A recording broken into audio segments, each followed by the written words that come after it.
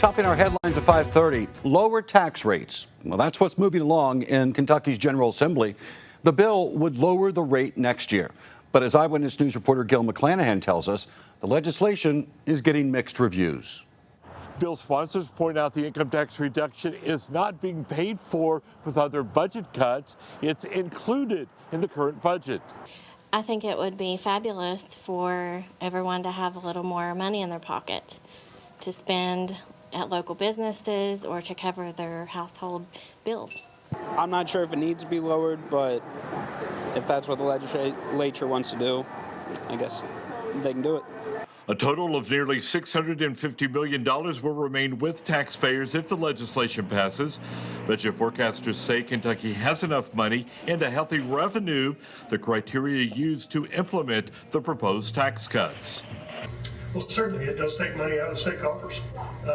About $600 million this year, about $1.2 billion in 2024. And we happen to believe that it's good policy to allow taxpayers to keep more of their hard-earned money. The House Appropriations Committee sent the bill out of committee Thursday morning after hearing testimony on the bill. It's interesting to note that without the income tax, we wouldn't have the significant budget reserve trust fund that we currently have because the income tax accounted for 47% of the revenues above projections. They're going to spend it, or they're save it, or they're invest it. And so those are things that we're seeing materialize.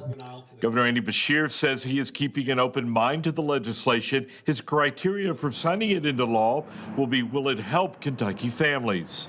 I also thought that the best way that we could provide relief to Kentuckians, if that's what we're talking about, was at least temporarily decreasing the sales tax, because that helps everybody. The Senate is expected to consider the legislation when the General Assembly reconvenes in February. In Ashland, Kentucky, Gil McClanahan, Eyewitness News.